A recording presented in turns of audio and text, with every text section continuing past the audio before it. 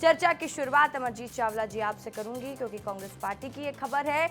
और देखिए, बीजेपी ने तमाम आरोप लगाए कि संगठन सृजन नहीं हो रहा, ये हो रहा है, वो हो रहा है, लेकिन उस बीच जो ये तस्वीर सामने आई है जहां पर दोनों ही दिग्गज नेता एक साथ नजर आए हैं, वो चुनाव भी याद आता है 2018 के पहले का चुनाव, जब जय वीरू की जोड़ी एक साथ आई और 2018 आप लोगों ने भेद लिया।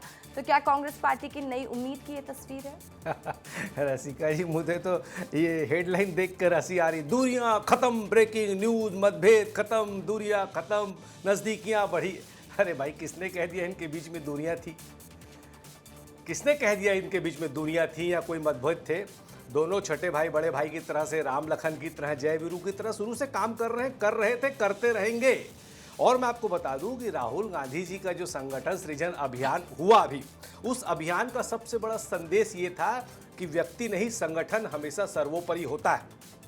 और राहुल गांधी सदैव से ये बात कहते रहे हैं कि व्यक्ति से बड़ा संगठन और संगठन से बड़ी विचारधारा, और विचारधारा को लेकर ही कांग्रेस हमेशा काम करती। कांग्रेस की ताकत हमेशा से सामूहिक नेतृत्व रही है। जब जब अनुभवी नेता साथ रहते हैं, साथ काम करते हैं, तो उससे कार्यकर्ताओं का मनोबल बढ़ता है और जनता का भरोसा भी मजबूत होता है। और कांग्रेस आज सामूहिक नेतृत्व में मजबूत संगठन के साथ जनता के हित के मुद्दे के साथ आगे बढ़ रही है। और यही भविष्य की छत्तीसगढ़ की राजनीति की दिशा है, क्योंकि आज भारतीय जनता पार्टी जिस तरह का त्राहिमाम की स्थिति छत्तीसगढ़ में पैदा कर दे रही है, उससे यह जरूरी होती है कि कांग्रेस की विचारधारा जो महात्मा गांधी के अहिंसा के रास्ते पर चलते हुए काम करती है, उस विचारधारा को लेते हुए हमारे तमाम वरिष्ठ नेता, चाहे डॉक्टर चरणदास महंत जी हो, जिन्होंने आज साफ साफ मंत्रियों को एक बात कही है कि अपनी दुकानदारी बंद कर दें, मतलब स्थितियां इतनी खराब हो गई है। तो डॉक्टर चरणदास महंत हो, चाहे भूपेश बघेल जी हो, चाहे ताम्रध्वज साहू जी हो, चाहे टी.एस. सिंहदेव जी हो, चाहे दीपक बैज जी हो, चाहे मोहन मरकाम जी हो, कांग्रेस सदा एक थी, एक है, और सामूहिक नेतृत्व में, राहुल जी के नेतृत्व में, खड़गे जी के नेतृत्व में काम करेगी।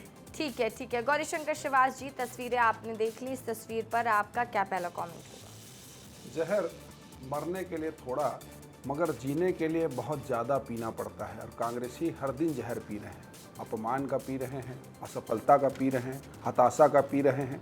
और निश्चित तौर पे अमरजीत जी यहाँ चैनल पर जिस प्रकार की एकता की बात कह रहे हैं, ये उसी जहर का नतीजा है कि सत्ता रूपी इस जहर को पीने के लिए तमाम प्रकार की कवायद तो की जा रही है, लेकिन सारे दावे खोखले हैं, सारे दावे फेल हो चुके हैं।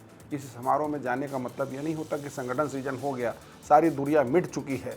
इस बात का अंदाज़ा लगाइए कि अभी भी दीपक बैज जी का कार्यकाल समाप्त हुआ है, नए अध्यक्ष के लिए कवायद है, और अपना नंबर बढ़ाने के लिए टी.एस. सिंहदेव जी उनके बंगले पहुंचे हैं, उनके पुत्र को बधाई दे रहे हैं, भूपेश बघेल जी की। बहुत अच्छी बात है, जन्मदिन का मौका है।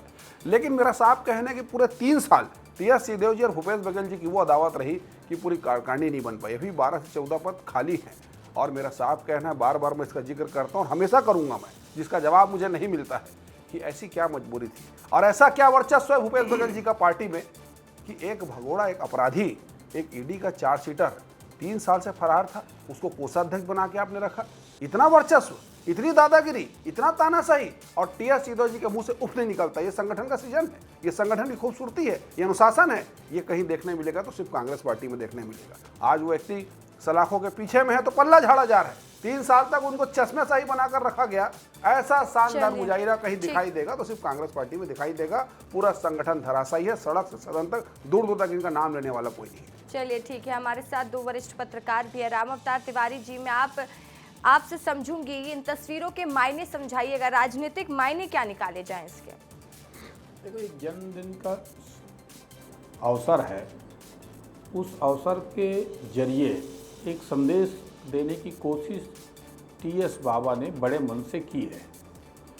अब जो उन्होंने पहल की है एक तरह से उनके घर जाने का, उनके बेटे के जन्म, क्योंकि 1 साल पहले ठीक उसी दिन गिरफ्तारी हुई थी, फिर पूरा राजनीतिक सरगर्मी मची रही। उसके बाद का ये बहुत सारे चीज़ें ऊपर नीचे हुई कांग्रेस में, संगठन के स्तर पर, पार्टी के स्तर पर। अब जो लग रहा है कि भूपेश को साथ रख के ही राजनीति छत्तीसगढ़ में की जा सकती है, ये संदेश तो है लोगों का, क्योंकि जनाधार वाले नेता हैं। इसलिए जो टी.एस. बाबा इनके घर गए और जो पुराने गिले शिकवे उप मुख्यमंत्री के दौरान जो रहे हैं वो खत्म हो और नई तरीके से पारी खेला जाए। टी.एस. बाबा अपनी आखिरी पारी खेल रहे हैं। इस पारी में कुछ पाना चाहते हैं पार्टी के भीतर, पार्टी भी कुछ देना चाहती है। अब देना चाहती है और पाना चाहती है, इसके बीच समन्वय जो हो मैदानी स्तर पर, संगठन के स्तर पर, क्योंकि कांग्रेस में छत्रप की राजनीति चलती है। इस छत्रप की राजनीति में कितने लोग हैं और कैसे समन्वय बैठेगा, ये कांग्रेस की कमजोरी भी है, खूबी भी है। अब टीएस बाबा को इसके अलावा और इसका राजनीतिक मोड क्या होगा, क्या राजनीतिक परिणाम होंगे, वो तो देखने वाली बात होगी। उचित शर्मा जी, मेरा सवाल आपसे भी रहेगा। देखिए, कांग्रेस में जब भी जिक्र होता है, इन दो नेताओं का जिक्र हमेशा होता है। मैं फिर से उस बात को दोहराऊंगी कि अगर ये जोड़ी वापस में संगठित हो जाती है तो फिर से छत्तीसगढ़ भेजना कांग्रेस पार्टी के लिए शायद उतना मुश्किल ना हो, क्योंकि दोनों ही कांग्रेस के वरिष्ठ नेता हैं। तो जो दोनों की तस्वीर सामने आई है, तो क्या वाकई में कांग्रेस के लिए उम्मीद है? मैं फिर कह रही हूं कि देखिए, भले ये आरोप कौन लगा रहा, आरोप नहीं लग रहा है, लेकिन चर्चाओं का बाजार गर्म रहा है कि दोनों की अपनी अपनी लॉबी है और गुटबाजियां चलती रही हैं, जिससे कांग्रेस पार्टी को नुकसान भी हुआ है। उचित शर्मा जी। जी बिल्कुल रसिका जी, आप ठीक कह रही हैं। 2023 में सबने ये नुकसान देख चुके हैं। हकीकत में 2023 का जो चुनाव था वो उसको कांग्रेस को भाजपा ने नहीं हराया था, कांग्रेस को अपने लोगों ने हराया, कांग्रेस को अपने जो बिखरा हुए थी उन्होंने हराया। एक दूसरे के लोगों को हरवाने के लिए जो उनके अपने अपने प्रयास थे, इससे कांग्रेस हारी है। तो कांग्रेस अगर एकजुट नहीं होती है तो वापस 2023 जैसा हाल होगा। उसमें अगर वापस आना चाहते हैं तो इनको सभी धड़े, चाहे वो सरगुजा का धड़ा हो, चाहे मूल छत्तीसगढ़ ये वाला धड़ा हो, दोनों को एकजुट आना पड़ेगा, जिसको जय और वीरू की जोड़ी आप बोलते हैं। लेकिन मैं थोड़ा सा इसमें एक चीज़ और जोड़ना चाहूँगा कि अब एक नया गुट तैयार हो रहा है। आप देखिए, अब जो है एक ट्राइबल लॉबी भी तैयार हो रही है। जो ट्राइबल पूरे के पूरे लोग जो एकजुट हो रहे हैं, वो भी आप तीसरा धड़ा इसे मान सकते हैं, उसे साथ रखना जरूरी होगा ही। जिस तरीके से जहाँ तक मेरा जानकारी है या जान रहा हूँ, अभी फूलो देवी नेताम ने दिल्ली में पूरे वरिष्ठ जितने भी ट्राइबल नेता हैं सबको पार्टी दी।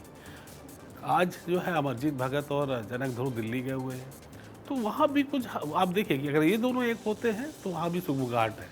तो उस धड़े को भी साथ लेके चलना पड़ेगा। केवल भूपेश और टीएस बाबा के एक होने से सब कुछ ठीक नहीं होगा, क्योंकि बहुत बड़ा धड़ा जो है 32% ट्राइबल वोटर्स हैं हमारे, 32% लोग जो है वो ट्राइब्स हैं। तो आप इतनी सीटों को कैसे छोड़ सकते हैं? तो उनको भी आपको साथ रखना पड़ेगा। तो अब मैं कहता हूँ कि ये टीएस बाबा, भूपेश, साथ में ट्राइबल नेता हो, चाहे अमरजीत भगत हो, चाहे दीपक बैस हो, इनको साथ लिए बगैर अब आगे नहीं बढ़ा सकता है। तीसरा धड़ा तैयार हो चुका है कांग्रेस। ठीक है, अमरजीत चावला जी, इस बात से सहमति रखते हैं कि नहीं आप? नहीं, बिल्कुल भी मैं सहमत नहीं हूं, क्योंकि मेरा ये मानना है कि खड़गे जी के, राहुल जी के नेतृत्व में कांग्रेस सामूहिक नेतृत्व में आगे बढ़ रही है, और शायद हमारी एकता को देखकर ही भारतीय जनता पार्टी घबरा गई है। और भाजपा के लोगों को तो वैसे भी कुछ कहने का बिल्कुल भी नैतिक वो नहीं है, क्योंकि जो लोग कांग्रेस की गुटबाजी पर बात करते हैं और हमें गुटबाजी का पाठ पढ़ा रहे हो, पहले उनको अपने दिल के अंदर, अपने दल के भीतर की खींचतान और नेतृत्व के विवाद को एक बार देख लेना चाहिए, फिर बात करना चाहिए। और बेहतर तो ये होता है कि आज E20 एथेनॉल पेट्रोल डला के जो स्थितियां खराब हो रही हैं, गाड़ियों के इंजन खराब हो रहे हैं, इनके कारण नकदी में पूरे भारतीय जनता पार्टी के नेताओं के रिश्तेदारों का नाम आ रहा है। स्मार्ट मीटर में आज इतना बड़ा आरोप लगा, 3-3 गुना बिल। मेरे घर का बिल पहले मेरे घर का 8-9 हज़ार आता था, अभी 17,000 आया, तो मैं टेंशन में आ गया हूं। तो आम आदमी का, मध्यम वर्गीय का क्या हाल हो रहा है, उस पर बात करें। 1095 करोड़ रुपए पिछले 2 साल में विज्ञापन में खर्चा कर दी भारतीय जनता पार्टी सरकार ने।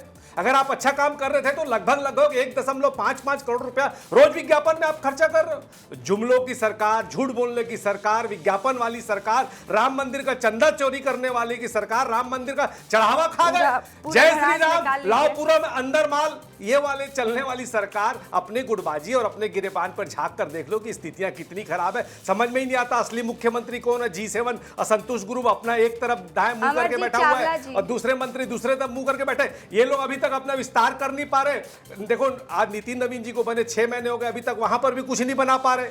तो स्थितियां इनकी ये है कि नड्डा जी खत्म होने के बाद 2 साल तो ये नितिन नवीन जी की नियुक्ति की। हमारे यहाँ रही बात, ये बोल रहे थे कार्यकाल खत्म हो गया, तो कार्यकाल 5 साल का होता है। 2022 से 2027 तक का कार्यकाल है दीपक बैस जी का। पता नहीं क्यों इनके पेट में दर्द होता है। भाई हमारी पार्टी हम देख लेंगे, इनको तकलीफ नहीं होनी चाहिए। किसी को तकलीफ नहीं, तकलीफ मैं कह रही हूँ कि डिबेट के टॉपिक पर भी थोड़ा बात कर लेते हैं। देखिए, तकलीफ में तो आज कांग्रेस ही है। बीजेपी पर आप आरोप लगाए, लेकिन बीजेपी सत्ता पे काबिज है, केंद्र में काबिज है, बीजेपी हर जगह है। आज हम इस तस्वीर पर बात कर रहे हैं, उस पर भी बात कर लेते हैं, क्योंकि फिर डिबेट का पूरा एंगल ही बदल जाता है। मेरा ये कहना है। देखिए आरोपों पर जवाब ले लेती हूँ। अब आप ही के आरोपों का जवाब लूंगी गौरीशंकर श्रीवास जी से। गौरीशंकर श्रीवास जी, आप लोग के पेट में दर्द क्यों है? आप लोग क्या क्या जो भी आरोप लगाए अमरजीत चावला जी, आप उसका जवाब दीजिए। भाई देखिए, मैं तो चंदा चोरी से शुरू करता हूँ। आजकल कांग्रेसी रोज भोपू लगाकर बोलते हैं और सेकेंड हैंड हिंदू लोग बोलते हैं कि चंदा चोरी हो गया। ठीक है भाई, चंदा चोरी हुआ होगा, उनको सजा मिलेगी। लेकिन मेरा स्पष्ट रूप से दो सवाल है। राहुल गांधी जी ने कितना चंदा दिया और राहुल गांधी जी अभी तक अयोध्या क्यों नहीं गए माथा टेकने के लिए? इसका जवाब कोई कांग्रेसी नहीं देता है। चंदा चोरी हो गया, चंदा चोरी, जो चंदा चोरी किया है उसको फांसी की सजा दी जाए। मैं बड़ी बात कह रहा हूँ, कोई चैनल ना बख्शा जाए। लेकिन उनको बोलने का अधिकार नहीं है जिन्होंने ना चंदा दिया, ना राम भगवान को माना, ना कभी उनकी पूजा की, ना वहां जाकर मत्था टेका। आप बोलिए राहुल गांधी जी को पहले जाकर मत्था टेके, माफी मांगे, पश्चाताप मैं करें। बीच में नहीं बोलूंगा, अब मैं पर जवाब आता हूं, दूंगा। बिल्कुल दीजिए, बिल्कुल दीजिए। अब दूसरी बात, बिजली बिल।